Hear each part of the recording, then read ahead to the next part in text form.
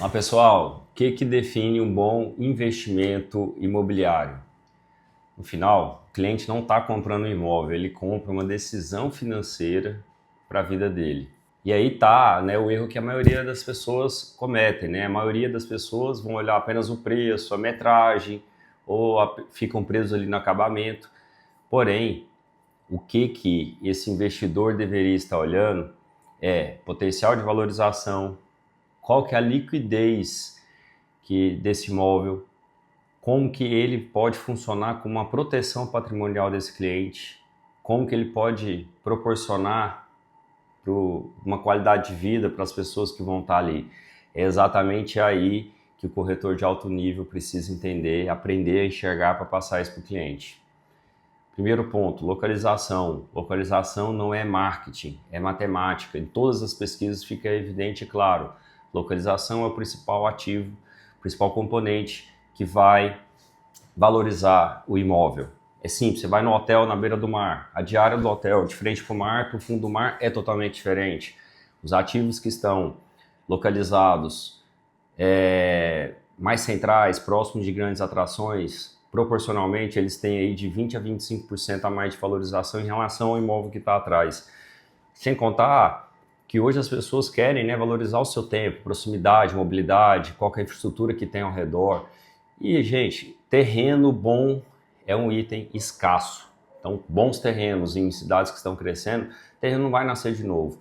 Essa escassez gera valorização. Ao longo do tempo, essas áreas, esses imóveis bem localizados, cada vez mais vão ser raridade. Por isso que tendem a valorizar. Segundo ponto, não analise o potencial de valorização pelo preço de compra, mas sim pela demanda, principalmente a demanda futura. Não necessariamente aquele imóvel barato vai representar um bom investimento. É exatamente a demanda futura. Então você tem que analisar como que está o crescimento econômico, geração de emprego, empresas vindo, expansão empresarial, atração de capital. Qual que é a infraestrutura? Tem algum investimento grande de infraestrutura básica? Alguma indústria? Algum setor da logística? Como que está o crescimento populacional, pessoas de fora vindo, crescimento do agro? Então, Araguaína vive esse momento, até em relação a outras praças, outras cidades, e o que justificam até os preços daqui serem até mais altos do que de outras praças com mercado mais estabelecidos. Por quê? Porque a demanda de crescimento econômico, o crescimento econômico vem sendo muito superior ao crescimento dessa infraestrutura para suportar. E o mercado imobiliário é esse. Então, a demanda imobiliária acompanha o crescimento regional, né? O mercado imobiliário é consequência desse crescimento e o mercado imobiliário não consegue atender essa demanda na mesma velocidade desse crescimento.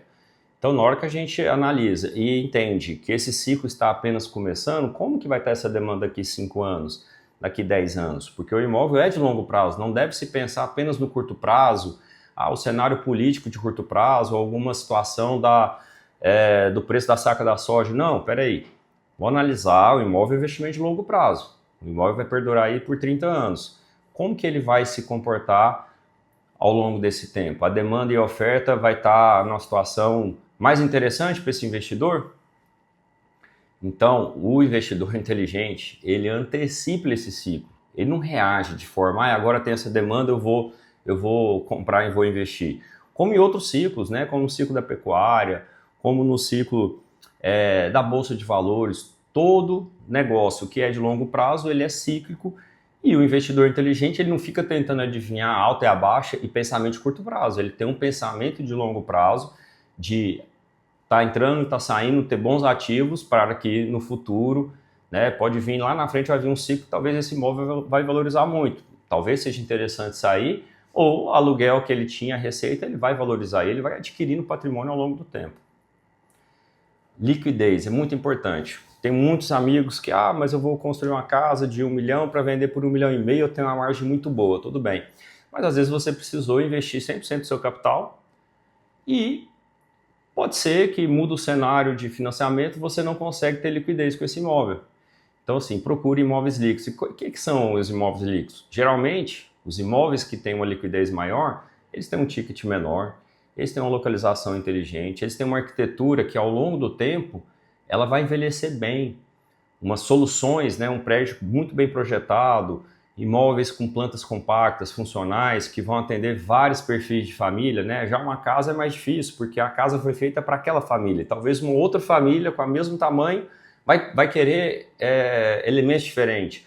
E aí você tem um empreendimento que tem uma área de lazer que atende vários públicos, né? Esse ativo vai valorizar ao longo do tempo e vai ser mais líquido, porque ele vai atender mais demandas futuras.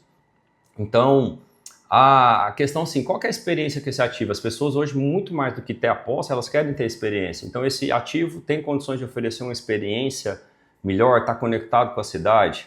É um ativo bem posicionado do ponto de vista de demanda e oferta. Olha, existe uma demanda crescente para esse segmento.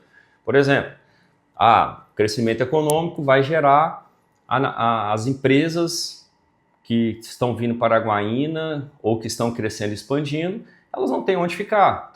Então, existe uma demanda clara para imóveis corporativos, comerciais e escritórios, ambientes específicos para o mundo dos negócios.